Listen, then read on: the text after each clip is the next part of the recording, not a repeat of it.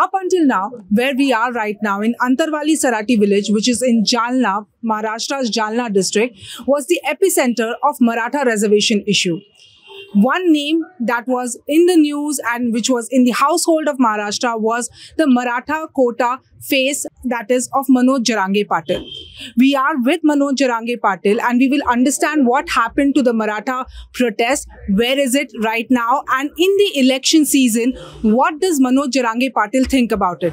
He is right now on a tour and we are right now stopping at Shahagarh, which is just near Antarwali Sarati village, and he will be talking about what exactly does he think about the elections in Maharashtra as well. Sir, धन्यवाद आमच्याशी जोडल्याबद्दल. सर्वात पहिलं निवडणुकींबद्दलच आपण बोलूया की तुम्ही आधी सांगितलं होतं की मराठा उमेदवार तुम्ही देणार आहात कॉन्स्टिट्युएन्सीजमध्ये, पण नंतर तुम्ही असं ठरवलं की त्यांचं त्यांनीच ठरवावं, ज्यांना मतं द्यायचे त्यांना द्यायचं, तुम्ही निवडणुकीबद्दल काही बोलणार नाही, असं का? कारण लोकसभेचं इलेक्शन हा मोठा मतदारसंघ असतो प्रत्येक जिल्ह्यात आणि आपली तयारी नव्हती त्या संदर्भातली जशी पाहिजे तशी, आणि काही अहवाल पण आमच्याकडे आलेले नव्हते. मग एवढं अचानक डिसिजन लोकसभेचा घेणं म्हणजे समाजाची फसवणूक करणं सुद्धा होऊ शकतो. ज्या समाजाला पिढ्यानं पार एकत्र येत नव्हता तो समाज मी एकत्र केलेला आहे आणि तोच समाज मी मातीत घालायचा हे माझ्याकडून शक्य नव्हतं. जर आपल्याकडून तयारीच पूर्ण नाहीये आणि आपण जर उमेदवार दिले आणि कदाचित त्यांना जर काही मतात थोडा फटका बसला तर तो समाजाचा अपमान आहे असं झालं असतं. माझ्याच हातानं मी समाज एक करायचा आणि माझ्याच हातानं मी समाज मातीत घालायचा हे मी करू शकत नव्हतो. त्यामुळे पूर्ण तयारी असली पाहिजे. आणि तसं पाहिलं तर लोकसभेत आमच्या आरक्षणाचा प्रश्न नाहीच. आमची मागणी ओबीसी आरक्षणातून आणि आमचा प्रश्न महाराष्ट्र राज्यात ही केंद्रात नाहीच. याला 2-3 कारण होते तसे. त्यामुळे आम्ही निर्णय शेवटी घेतला की आपण उमेदवार द्यायचे नाही, पण पाडणारे सुद्धा बना. कारण पाडण्यात सुद्धा खूप मोठा विजय आहे जो कधीच पडला नाही. त्याला जर आपली ताकद मतातून मराठ्यांनी दाखवली तर पाडणारे बना. पाडण्यात सुद्धा खूप ताकद आहे. मराठा समाजाला यावेळेस अधिकार दिले. तुम्हाला ज्याला पाडायचं त्याला पाडा, ज्याला निवडून आणायचं त्याला आणा. So basically what he is trying to say, I'll just translate quickly. He had earlier said that there will be Maratha candidates across different constituencies, but then he later decided that there won't be any candidate and Marathas should vote as per their conscience. So why he said that is because he said that he was not prepared for the Lok Sabha elections, and the Maratha quota issue basically is not related to the state at this point because it will go to the center as well. And right now, since there is no preparation on ground, it is not right, he did not feel it right to have any Maratha candidates out there in the Lok Sabha frame. ह्याला काही राजकीय दबाव होता का तुमच्यावर? इतकी हिंमत नाही कोणात माझ्यावर दबाव आणायची. माझा या राज्यात प्रचंड मोठा बलाढ्य असा समाज, एवढा मोठा समुदाय की त्याला खेळण्याची हिंमत नाही करू शकत कोणी. हा, एक गोष्ट खरी की इथून पाठीमागं वेगळं होतं. माझा समाज विखुरलेला होता. त्यावेळेस त्याच्यावरती अन्याय केला जायचा, छळही केला जायचा. परंतु समाज एकत्र आल्यामुळे कोणात एवढी हिंमत नाही राहिली आता. कारण पूर्वी एकमेकाच्या मदतीला समाज येत नव्हता. आज कळताक्षणी समाज मदतीला येतोय. या जिल्ह्यातून त्या जिल्ह्यात, त्या गावातून त्या गावात, राज्यभर करोडोनं मराठा एकत्र होतो. त्यामुळे एवढी हिंमत कोणात नाही. राजकीय दबावाचा प्रश्नच नाही, उलट त्यांच्यावरतीच आमचा दबाव आहे. आम्ही जोपर्यंत उमेदवार देत नव्हतो तोपर्यंत एकाही पक्षाने उमेदवार घोषित केला नव्हता. इतका धाक त्यांना होता. आता त्यापेक्षा दुप्पट धाक त्यांना आहे. आता आम्ही उमेदवार दिले नाहीत हे खरं आहे, परंतु मराठ्यांचा जो एक गठ्ठा मतदान आहे आता ते एका बाजूला एक गठ्ठा राहिलं. हे नेमकं कुणाला पडल हा धाक आता या दोन्हीला पण आहे, युतीला पण आणि महाविकास आघाडीला पण. हे मतं जिकडे जातील तिकडचा उमेदवार आता निघणारे हा धाक आहे त्यांना, प्रचंड धाक आहे. हे आता काय होईल सांगता येत नाही. बरं, तुम्हाला वाटतंय की तो सगळा मराठा समाज एकजुटीने मत करेल का तोही विखुरला जाईल? आतापर्यंत मराठा समाजाची मतं जर आपण बघितली तर ती विखुरलेली होती वेगवेगळ्या पार्टीमध्ये. तर तुम्हाला आता वाटतं की तुमच्या आंदोलनामुळे सगळा मराठा समाज एकवट झालेला आहे? हो, आजही एकवटलेला गाव खेड्यातला महाराष्ट्रातला सगळा करोडो मराठा आजही एकत्र आहे. तो विखुरला जात नाही. हा, 1-10-5 जण नेत्याचे जे माकडे आहेत ते फक्त इकडे तिकडे त्यांच्या संग फिरतात. पण सामान्य मराठ्यांच्या लेकराचं आरक्षण दिल्यामुळे कल्याण झालेलं आहे. मराठा समाज फुटत नाही आता. So what he said is that there is no political pressure on him to not give the candidates. In fact, he said because of the agitation, the Maratha community is now together and all of them will vote in on one side. Now, which side they will vote, nobody knows at this point, but he says that there is no division within the Maratha votes and in fact they all are together. साहेब, तुम्हाला पुढचा प्रश्न असा आहे की प्रकाश आंबेडकरांनी सांगितलं होतं की तुमच्याबरोबर त्यांचं संभाषण झालं होतं आणि तुम्ही आणि ते एकत्र तुम्ही त्यांना पाठिंबा द्याल असंही होतं, पण त्याच्यानंतरही तुम्ही असं डिक्लेअर केलं की तुम्ही कोणालाही कुठल्याही पॉलिटिकल पार्टीला पाठिंबा तसा देणार नाहीत. नक्की तुमच्यात काय बोलणं झालं होतं आणि तुम्ही असा निर्णय का घेतला की त्यांना कुठल्याही पॉलिटिकल पार्टीला सपोर्ट न करण्याचा? आंबेडकर साहेबांची मनापासून इच्छा होती का आपण एकत्र आलो पाहिजे. मराठा, मुस्लिम, दलित जर एकत्र आला तर आपण सगळे शीट आपण काढू शकतो आणि ती परिस्थिती आहे. कारण मराठा हे सगळ्यात मोठा राज्यातला समुदाय आहे. त्यानंतर धनगर बांधव आहे. मुस्लिम आणि दलित जर एकत्र आले तर शीट सगळे निघू शकते. आणि आमचंच स्वतःच वर्चस्व आहे. हे 17 ते 18 मतदारसंघावरती निव्वळ नुसतं मराठ्यांचं वर्चस्व आहे. त्या दृष्टिकोनातून त्यांचं इच्छा होती, परंतु ज्यावेळेस आमची चर्चा झाली त्यावेळेस मी त्यांना फसवू शकत नव्हतो. कारण मी त्यांना मानतो ते हुशार आहेत. शेवटी कायद्याचा, घटनेचा, दोन्हीचा त्यांना अभ्यास आहे. आणि आपण राजकारण करत असताना पारदर्शक केलं पाहिजे. ते समाजकारणाचा विषय वेगळा आहे आणि राजकारणाचा वेगळा आहे. आपली तयारीच नसताना आपण जर त्यांना बोललो की आम्ही तुमच्या सोबत येणार तर त्यांची फसवणूक होऊ शकते. म्हणून 30 तारखेला आमचा मराठा समाजाचा निर्णय होणार. त्या निर्णयात आम्ही तुम्हाला सांगू काय विषय पुढचा असेल ते. आणि 30 तारखेला आमचे उमेदवार न देण्याचं ठरलं. त्यामुळे ते पण सावध होते, कारण त्यांना स्पष्ट सांगितलेलं नव्हतं आम्ही तुमच्या सोबत येत किंवा तुम्ही आमच्या सोबत. आपण 30 तारखेला बसून ठरवूया. नुसते आंबेडकर साहेबांचाच विषय नाही तर लिंगायत समाज हा 4 नंबरला आहे राज्यात. तेही माझ्याकडे आले होते. दिल्ली पासूनचे मौलाना सुद्धा त्यांचे मुस्लिम बांधवांचे आले होते. दलित बांधवांचे सुद्धा आंबेडकर साहेब स्वतः दलित समाजाचं नेतृत्व करतात, तेही आले होते. असे अनेक 12 बलुतेदारांचे तर सगळे नेते बसून होते की आपण हा निर्णय आता घेतलाच पाहिजे. परंतु आमचं डिसिजन होत नव्हतं, आपलीच तयारी नव्हती. काय असतं, मतदारसंघ हा खूप मोठा असतो आणि भावनेच्या आहारी जाऊन निवडणूक नाही लढता येत. तुम्ही समाजकारणातले आंदोलन भावनेच्या जोरावरती लढू शकता, कारण राजकारण आणि समाजकारणाचे अंग वेगळे वेगळे. तुम्ही राजकारण करताना तुम्हाला बहुमताला लागतं. राजकारणात तुम्हाला सामाजिक आंदोलन करताना बहुमताची गरज नाही, एकमत लागतं इथं. कारण हे नाण्याच्या 2 बाजू आहेत पण एकदम वेगळं वेगळं. जसं तुम्ही आंदोलनात एक मॉब जमला त्याच्या जोरावर जर तुम्ही निवडणूक लढवायला गेला तर तुम्ही फसू शकता. इथं असं नाही करतायत. इथं बहुमत लागतं तरच गुलाल पडतो अंगावरती. नसता आपल्या हातानं आपल्या समाजाचा अपमान आपण करू शकतो असं मला वाटलं. आपली तयारीच नव्हती. जर आता 6 जून पर्यंत त्यांनी नाही दिलं आरक्षण, आपण त्यांना 6 जून पर्यंत सांगितलं तुम्ही 6 जून पर्यंत द्या, नाही दिलं तर मात्र विधानसभेला ताकदीनं सगळ्या मराठी उतरणार. आतापासूनच मराठी विधानसभेची तयारी करणार. कारण यांनीच का जावं प्रत्येक वेळेस तिथं? का गोरगरिबांच्या जाऊ नये? काय वंजारी समाजाच्या गरीब माणसांनी तिथं जाऊ नये? मराठ्यांच्या गरिबांना जाऊ नये? दलितांच्या गरिबांना विधानसभेत जाऊ नये का? धनगर बांधवांनी जाऊ नये? 12 बलुतेदारांना तिथं जाऊ नये का? मुस्लिम बांधवांना विधानसभेत जाऊ नये का? का गोरगरिबांची प्रत्येक वेळेस हेच का? जर तुमच्या मागण्या तुम्हाला मान्य करायच्या, तुम्हाला वाटतं माझा शेतीचा प्रश्न मिटला पाहिजे, कापसाला भाव वाढला पाहिजे, सोयाबीनला भाव वाढला पाहिजे, कांद्याला, द्राक्षाला भाव वाढला पाहिजे, कर्जमाफी झाली पाहिजे, तुम्हीच देणारे बना ना. गरज काय तुम्हाला? मराठ्याला आरक्षण पाहिजे, धनगरांना आरक्षण पाहिजे, मुस्लिमांना आरक्षण पाहिजे, दलितांना पाहिजे, 12 बलुतेदारांना वेगळा प्रवर्ग करायचा आहे, देणारेच तुम्ही बना ना. यांच्या पाठीशी पळण्याची गरज काय तुम्हाला? तुमचा जर एवढा मोठा समुदाय आहे, मराठ्यांना सुद्धा आरक्षण पाहिजे. मग तुमचा जर समाज एवढा मोठा आहे तर तुम्ही सगळे समाज एकत्र येऊन तुमचे सामान्य लोक जाऊ द्या ना तिथे. देणारे बना, मागणारे कवर बनता. So what he's saying is that he's giving the government time until 4th June, and if not, then right now they don't have any preparations for Lok Sabha, but they are right now preparing for the assembly elections, which are slated to be held later this year, and that time they will show what is the strength of the Maratha community. पण तुमचा एक सगळ्यात मोठा आक्षेप छगन भुजबळांवर पण आहे.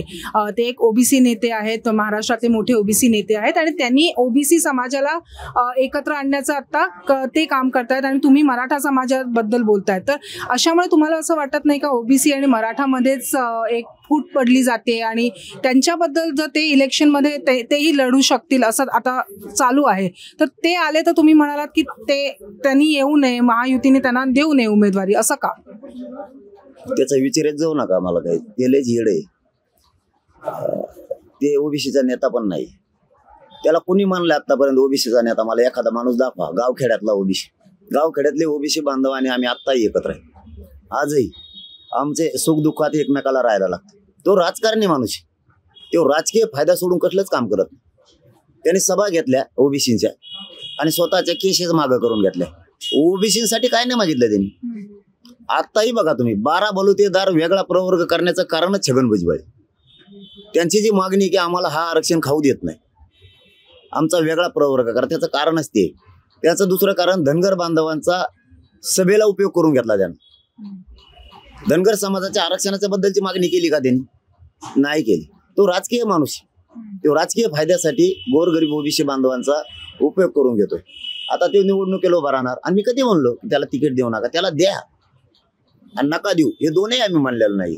त्याचा धंदाच येतो निवडणुकीला उभा राहा. त्याला फक्त एकच सांगितलेलं, तू माया नादी लागू नको, तुला जड जाईल इथून पाठीमागे जसं गेलं तसं जाईल.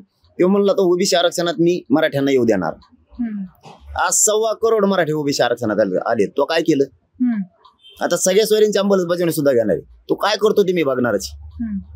त्यामुळे त्याचे तो ओबीसीचा नेताच नाही, त्याला कोणी मानत पण नाही. त्याच्यासोबत फक्त राजकीय लोक आहेत की ज्यांचा त्याच्यापासून फायदा होणार आहे. सामान्य त्याच्या बरोबर नाही आहेत. आता मग आंदोलनाचं कुठपर्यंत आलंय आणि तुमचं आता काय मागणी आहे सरकारकडनं? काय त्याचं स्टेटस आहे? 6 जून पर्यंत सरकारनं सगळ्या सोयरींची अंमलबजावणी करायची. मराठा आणि कुणबी एकच हा कायदा पारित करायचा. कारण 6 जून पर्यंत नाही केलं तर 8 जूनला आम्ही नारायणगडावरती 900 करोड 6 करोड मराठ्यांचं कार्यक्रम घेतोय. आतापासून तयारी सुरू झाली त्याची. आताही तिथं 900 करोड साफसफाई करायला सुरुवात आहे. गडाच्या पायथ्याला 2 ते 3 हजार हेक्टर शेकडो गावांची जमीन आहे, ती सगळी पार्किंगसाठी उपलब्ध केली. कारण हे या पृथ्वी तलावरचं विश्वातलं सगळ्यात मोठी सभा असणार आहे. इथून पुढे कधीच होणार नाही, इथून पाठीमागे होणार नाही. आतापासूनच 300 400 जेसीबी तिथं काम करायला लागल्या साफसफाईच्या. त्यामुळे ही सभा एवढी मोठी होणार आहे की 6 करोड मराठा पहिल्यांदी एका जागेवर येणार आहे, एका राज्यात, एका गावात, एका समुदायाचा, एका मागणीसाठी. हे पहिला रेकॉर्ड असणार आहे जगातला इतका मोठा. आता मी बाहेर सुद्धा पडलोय कर्नाटक पासून. काल कर्नाटकमध्ये लाखो लोक होते, लाखांनी लोक होते की आम्हाला सभेपर्यंत जायला 4चा टायमिंग होता त्यांचा सभेचा. सभेपर्यंत जायला 8:30 वाजलेत मला. इतक्या प्रचंड संख्या. देशातला सगळा मराठा मी एकत्र करणार आहे आणि ज्यांचे प्रश्न आहेत आरक्षणाचे त्याच्यावर सगळ्यावर उठाव करणार. यांनी जर गोडीत नाही दिलं तर यांना कोंडीत पकडणार आहे, म्हणजे मी 100% पकडणार. What he's saying is also like he has given time to the government till 4th June to declare the Sage Soire condition that he had asked the government to declare that Marathas will get the Kundi certificate under OBC. That time is given till 4th June. If not, then there will be a really big protest that he's organizing where he is claiming that all Marathas across the state will be participating and it will be the biggest protest of one community. Sir, पण OBC आणि मराठाचा प्रश्न जो होता त्याच्याबद्दल OBC Maratha समाजामध्ये आता कुठेतरी एक दुही माजली गेली असं काही चित्र दिसतंय का? हे चित्र निर्माण करते ते निवडून येण्यासाठी, कुठंच नाहीये. मला गावखेड्यात मराठ्यांचा आणि ओबीसीचा वाद झालेला दाखव. ते आजही एकमेकाच्या सुखादुखात आहेत. ते बघा, लग्नाला जर चालले नाही मोटरसायकलवर तर दोघं 50-50 रुपयाचे पेट्रोल टाकतात गाडीला. त्याने आज चहा पाजला घेऊ, त्याला उद्या चहा पाजतो. नाही पाजला तर कचा कशा देते त्या कामाला. इतकं प्रेम आहे यांचं एकमेकावर. आजही तुटत नाहीत. हे सुखात ते एकमेकाचे, दुःखात सुद्धा एकमेकाचे. कोणाचे मोतीला असले सगळ्यात पुढे येत, कोणाचं लग्न असलं वाढायला सगळ्याला एकमेकाच्या लग्नात येत. आमचं प्रेम गावखेड्यात नाही तुटू शकत. हे भासवायला लागलेत तसं हे दुही निर्माण झाली, कुठंच झालेली नाही. हे जे 5-6 नेते आहेत ओबीसीचे ते दाखवते आणि आमचे सुद्धा 5-6 आहेत. आमचे काय शहाणे नाहीत, यांनीच फक्त दाखवायचा प्रयत्न केलाय. पण गावखेड्यातला ओबीसी बांधवांना मी एकही शब्दाने आतापर्यंत 7 महिन्याच्या आंदोलनात दुखवलेलं नाही, एकाला सुद्धा.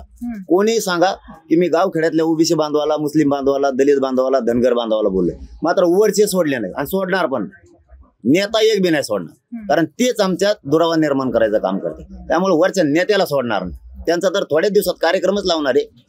आमची फक्त तयारी हो द्या म्हणा विधानसभेची, मग कळन तुम्हाला. आणि शेवटचा प्रश्न सर की ते SIT जी लावली होती गव्हर्नमेंटने, किंवा आता तुमचा गव्हर्नमेंटवर किती विश्वास आहे? कारण तुम्ही मुंबईपर्यंत आला होतात आंदोलन, तेव्हा तुम्ही ते मागे घेतलं, तुम्हाला वाटलं की गव्हर्नमेंटने तुमच्या सगळ्या डिमांड्स पूर्ण केले, पण तरीसुद्धा तुम्हाला परत आंदोलन करायची वेळ आलेली आहे. तर गव्हर्नमेंटवर आता किती विश्वास आहे? आणि SIT जी लावली होती किंवा जे केसेस मराठा आंदोलकांवर लावल्या होत्या त्या मागे घेतल्या नाहीये, तर ह्याबद्दल तुम्ही काय म्हणाल? सरकारवर विश्वास तर नाहीच हे खरं आहे, परंतु एक आंदोलक या नात्यानं सरकारवरच विश्वास ठेवायला लागतो, कारण सरकारकडेच मागणी करायची असते जनतेनं. आणि न्याय घ्यायचा असला तर सरकारवर विश्वास ठेवल्याशिवाय पर्याय नाही. नसला तरी त्यांनी SIT नेमली तरी माझं काय होऊ शकत नाही. ते घाबरायला गेले, हे जे बाकीचे नेते घाबरले आणि 50-60 नेते घाबरून त्यांच्या पक्षात आले. असा त्यांचा एक अंदाजा होता की 10% आपण आरक्षण दिले, हे घ्यायला लावायचं मला. आणि मी ते मान्य करत नव्हतो, कारण ते आरक्षण टिकणारं नाही. कायदा काय सांगतो, जो समाज मागास सिद्ध झाला त्याला OBC आरक्षणात घ्यावा लागतो. जर मुख्यमंत्री विधानसभेच्या पटलावर सांगायला लागलेत की मराठा समाज हा 10% मागास सिद्ध झालाय, तर मग तुम्ही OBC आरक्षणात का नाही घेतलं? ज्या जाती मागास सिद्ध झाल्या त्यांना OBC आरक्षणात घेतलं. ते म्हणले तसं नाही घेता येणार, बाकीच्या राज्यात द्यावं लागत. तर मग आम्ही नाही स्वीकारत ते, म्हणून त्यांनी ती SIT काय नेमली आणि 10% काय दिलं ते घेत नाहीयेत आम्ही, कारण त्याच्यापासून आमचा काही फायदाच नाही आणि ते काही करू पण शकत नाही. हेही सांगतो तुम्हाला, कारण मुंबईला जाणं गरजेचं होतं, कारण आपल्याला OBCतून आरक्षण पाहिजे. आणि OBCतून जर आरक्षण घ्यायचं असलं तर 2001च्या कायद्यानुसार 2012च्या कायद्यात दुरुस्ती करावी लागते. ज्या कायद्यानं OBCना आरक्षण दिलं त्या कायद्यात दुरुस्ती केल्याशिवाय पर्याय नाही. आमची मागणी नवीन नव्हती. आमची मागणी जर नवीन असती तर त्यांनी JR काढला असता, शासन निर्णय घेतला असता. आमची मागणी OBC आरक्षणातली होती, त्यामुळे त्या OBC ज्या कायद्यानं आरक्षण दिलं OBCना त्याच कायद्यात दुरुस्ती करावी लागत होती. म्हणून अधिसूचनेशिवाय पर्याय नव्हता. म्हणून त्यांनी राजपत्रित अधिसूचना काढली आणि तिला काही वेळ द्यायला लागतो. काय असतं, एखादा प्लॉट जरी आपल्याला घ्यायचा असला ती प्रक्रिया असते, तरी जाहीर प्रकटन द्यावंच लागतं. तर अधिसूचना काढून त्यांना हरकती घेणं आवश्यक होतं. परंतु फसवणूक इथं झाली की 15-20 दिवसात त्या हरकती घेतील आणि मराठ्यांच्या सगळ्या सोयरींची अंमलबजावणी करतील अशी अपेक्षा होती. परंतु तिथं मात्र दगाफटका झाला की त्यांनी त्याची अंमलबजावणी केली नाही आणि तोपर्यंत आचारसंहिता लागून गेली. ठीक आहे, हरकत नाही, तुम्ही आता आचारसंहिता आहे तोपर्यंत महिना 1.5 महिना सुखी राहतात, त्याच्यानंतर सुट्टी नाही, पुन्हा तुमच्या लगेच मागं लागणार आहे. मी तुम्हाला सोडणार नाहीये. मी OBCतून मराठ्यांना पूर्ण आरक्षण घेतल्याशिवाय सोडणार नाही. कारण पण तसंच आहे की मराठाच देशाच्या पाठीवर असा आहे की तो OBC आरक्षणात निघाला. तुम्ही ठामा 100% OBC आरक्षण हे आमचं कायदेशीर आहे, कारण शासकीय नोंदी आमच्या सापडल्यात, बाकी कोणाच्या सापडल्या नाही. ते घेतल्याशिवाय मी यांना सोडत नाही. मग केंद्रात लढायची वेळ आली तरी मी देशावर संघटन उभा करतो आता, आणि राज्यात लढायची आली तरीही आम्ही सज्ज आहे. तिथं 6 करोड मराठी आत्ताही तयार आहे. गुजरात, मध्य प्रदेश, राजस्थान, हरियाणा, कर्नाटक, बिहार आणि दिल्ली या सगळ्या मराठा समुदायांचं म्हणणं आहे की आरक्षणाचा आमचा जर रिझर्वेशनचा विषय आहे तो सुद्धा तुम्ही हातात घेतला पाहिजे. ते मुंबईपर्यंत आले सुद्धा होते. आंतरवाली सुद्धा गुजरातच्या पटेल बांधवांपासून हरियाणाचे बांधव, राजस्थान, बिहारचे आणि दिल्लीचे पण आले होते. कर्नाटकचा तर काल कार्यक्रमच झालाय, बेळगाव पासूनचा सगळा. जवळपास 14 राज्यातल्या लोकांचं म्हणणं आहे की हा अजेंडा आरक्षणाचा तुम्ही हातात घेतला पाहिजे. आणि जर यांनी आमचा असा छेड केला, आरक्षण नाही दिलं OBC कोट्यातून महाराष्ट्रातल्या आमच्या मराठ्यांना, तर मी देशातल्या सगळ्या आरक्षणाचा मुद्दा 100% हातात घेणार. आपल्या चॅनलच्या माध्यमातून जाहीरपणानं सांगतोय मी की मी 100% हा मुद्दा उचलून मी यांना जिरीस आणल्याशिवाय सोडणार नाही. So he's saying that he is very firm on the reservation issue and he will take it on the countrywide level. This is me, Purva Chitnis from Antarwali Sarati, reporting for The Print.